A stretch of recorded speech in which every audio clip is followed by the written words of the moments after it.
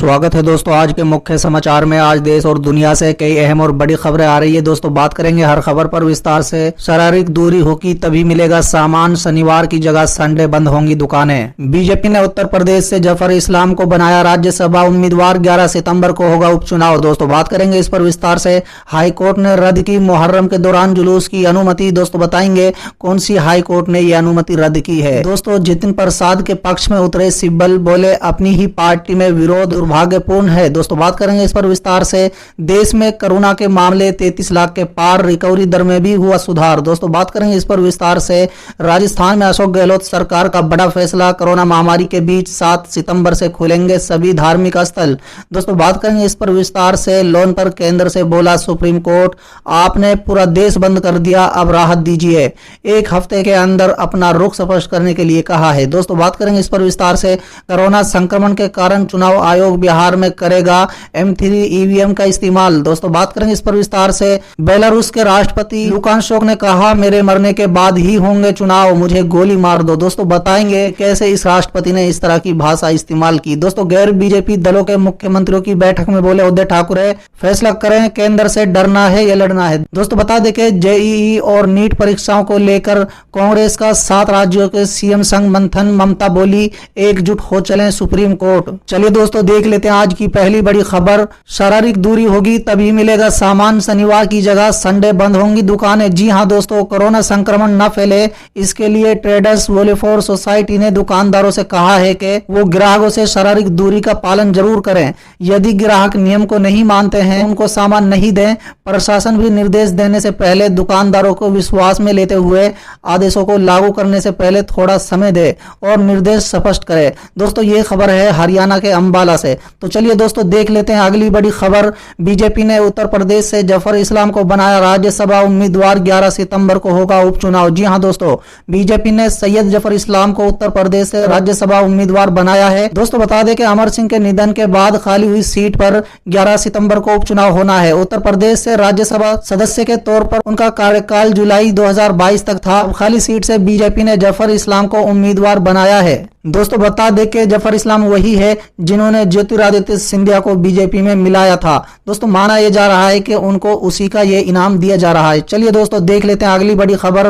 High court ने रद्द की मुहर्रम के दौरान जुलूस की अनुमति। जी हां दोस्तों, बता दें कि तेलंगाना उच्च न्यायालय ने हाल ही में मुहर्रम के संबंध में अनुमति रद्द कर दी है। दोस्तों दरअसल उच्च न्यायालय ने मुहर्रम के जुलूस की अनुमति को रद्द कर दिया है। इससे पहले सुप्रीम कोर्ट ने मंगलवार को मुहर्रम के दौरान जुलूस निकालने की अनुमति के लिए दायर याचिका पर सुनवाई की थी। चलिए अगली खबर। कांग्रेस में कला, जितिन प्रसाद के पक्ष में उतरे सिब्बल, बोले अपनी ही पार्टी में विरोध दुर्भाग्यपूर्ण। जी हां दोस्तों, कांग्रेस के भीतर चल रही अंदरूनी कला धीरे धीरे खुलकर सामने आ रही है। कांग्रेस के वरिष्ठ नेता और पूर्व केंद्रीय मंत्री कपिल सिब्बल ने उत्तर प्रदेश कांग्रेस द्वारा पार्टी के नेता जतिन प्रसाद पर निशाना साधने की आलोचना की है। दोस्तों उन्होंने प्रसाद को निशाना बनाए जाने को दुर्भाग्यपूर्ण बताया है। दोस्तों बता दें सिब्बल ने ट्वीट किया कि दुर्भाग्यपूर्ण है कि जतिन प्रसाद को कांग्रेस में आधिकारिक तौर पर निशाना बनाया जा रहा है।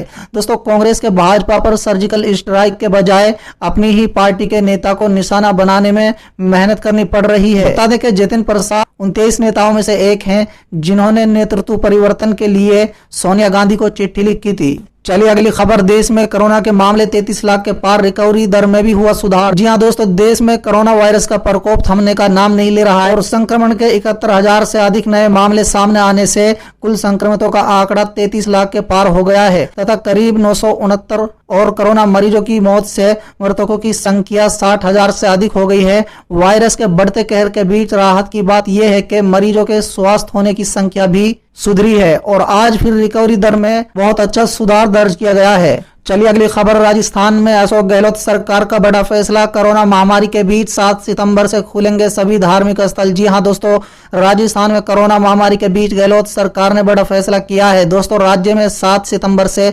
सभी धार्मिक स्थल खोले जाएंगे। दोस्तों मुख्यमंत्री अशोक गहलोत के साथ कोरोना को लेकर बुधवार को हुई मीटिंग के बाद यह फैसला लिया गया है। दोस्तों बता दें कि जारी निर्देशों के मुताबिक सभी श्रद्धालु मास्क लगाकर आएंगे और सोशल डिस्टेंसिंग के साथ पूजा पाठ करेंगे। और दोस्तों दोस्तों ये भी कहा गया है कि समय समय पर धार्मिक स्थलों को सैनिटाइज भी करना होगा। वहीं जिले के कलेक्टर और एसपी बड़े धार्मिक स्थलों का दौरा कर इंतजाम का जायजा लेंगे। दोस्तों बयान के मुताबिक गहलोत ने अधिकारियों को यह सुनिश्चित करने के निर्देश दिए हैं कि स्वास्थ्य प्रोटोकॉल का सही तरीके से पालन किया जाए और उन जगहों पर भीड़ ना बढ़े। दोस्तों बयान में कहा गया है कि मुख्यमंत्री ने स्वास्थ्य विभाग के अधिकारियों को यह सुनिश्चित करने का निर्देश दिया है कि निजी अस्पताल कोविड-19 रोगियों को भर्ती से इनकार ना करे। चलिए अगली खबर, लोन पर केंद्र से बोला सुप्रीम कोर्ट, आपने पूरा देश बंद कर दिया, अब राहत तो दीजिए। एक हफ्ते के अंदर अपना रुख स्पष्ट करने के लिए कहा है। जी हां दोस्तों, बता दें कि उच्चतम न्यायालय ने बुधवार को कोविड-19 महामारी को देखते हुए उसकी किस्तों को स्थगित किए जाने के दौरान ब्याज पर लिए जाने वाले ब्याज को माफ करने के मुद्दे पर केंद्र सरकार की कथित निष्क्रियता को संज्ञान में लिया है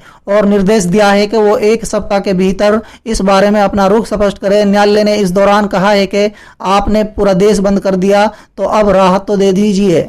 चलिए अगली खबर, कोरोना संक्रमण के कारण चुनाव आयोग बिहार में करेगा M3 ईवीएम का इस्तेमाल। जी हां दोस्तों, कोरोना संक्रमण के बीच होने जा रहे बिहार चुनाव के लिए निर्वाचन आयोग मतदान और उम्मीदवारों के चयन को लेकर नए प्रयोग करेगा। दोस्तों कोरोना के बीच बिहार में सामाजिक दूरी नियम का पालन करते हुए पहला चुनाव होगा। दोस्तों चुनाव आयोग बिहार में अत्याधुनिक ईवीएम मशीन का इस्तेमाल करने का फैसला कर रहा है। दोस्तों पहली बार बिहार विधानसभा चुनाव में टेम्परिंग के लिहाज से खासी सुरक्षित माने जाने वाली M3 ईवीएम मशीन का उपयोग किया जाएगा। दोस्तों बता दें कि कोरोना संक्रमण के चलते इस बार 1,06,000 बूथों पर 6 लाख से ज्यादा मतदान कर्मियों की जरूरत होगी। तो बता दें कि इतनी बड़ी संख्या में चुनाव कर्मियों की जरूरत को पूरा करने के लिए महिलाओं को भी मतदान ड्यूटी में लगाया जाएगा। इसके अलावा सुप्रीम कोर्ट के निर्देशों के बाद इस बार राजनीतिक दलों द्वारा आपराधिक छवि के उम्मीदवारों को टिकट देने का कारण भी स्पष्ट करना होगा। चलिए अगली खबर, बेलारूस के राष्ट्रपति लुकाशेंको ने कहा मेरे मरने के बाद ही होंगे चुनाव, मुझे गोली मार दो। जी हां दोस्तों, बेलारूस में चुनाव में हुई धांधली के आरोप में नागरिकों का प्रदर्शन अब भी जारी है। उधर बेलारूस के राष्ट्रपति अलेक्जेंडर लुकाशेंको ने प्रदर्शनकारियों से स्पष्ट कह दिया है कि मेरे जिंदा रहते हुए देश में दोबारा चुनाव नहीं होगा, मुझे गोली मार दो और चुनाव करवा लो। चलिए अगली खबर, गैर बीजेपी दलों के मुख्यमंत्रियों की बैठक में बोले उद्धव ठाकरे फैसला करें केंद्र से डरना है या लड़ना है। जी हां दोस्तों, जेईई और नीट समेत अन्य मुद्दों पर बुलाई गई गैर बीजेपी शासित राज्यों के मुख्यमंत्रियों की बैठक में महाराष्ट्र के मुख्यमंत्री उद्धव ठाकरे ने केंद्र सरकार पर जमकर निशाना साधा है। उद्धव ठाकरे ने बैठक में कहा है कि हमें फैसला करना चाहिए कि हमें केंद्र सरकार से डरना है या लड़ना है। दोस्तों बता दें, ठाकरे ने कहा है कि गैर भाजपा शासित राज्यों के मुख्यमंत्रियों को जोरदार तरीके से अपनी आवाज उठानी चाहिए क्योंकि केंद्र सरकार हमारी आवाज को दबाने का प्रयास कर रही है। दोस्तों कांग्रेस की अंतरिम अध्यक्ष सोनिया गांधी ने बुधवार को राज्यों के जीएसटी मुआवजे सहित नीट और जेईई परीक्षाओं को लेकर कांग्रेस शासित राज्यों सहित 3 अन्य राज्यों के मुख्यमंत्रियों के साथ मीटिंग बुलाई। चलिए अगली खबर, जेईई और नीट परीक्षाओं को लेकर कांग्रेस का 7 राज्यों के सीएमओं के संग मंथन, ममता बोली एकजुट हो चलेंगे सुप्रीम कोर्ट।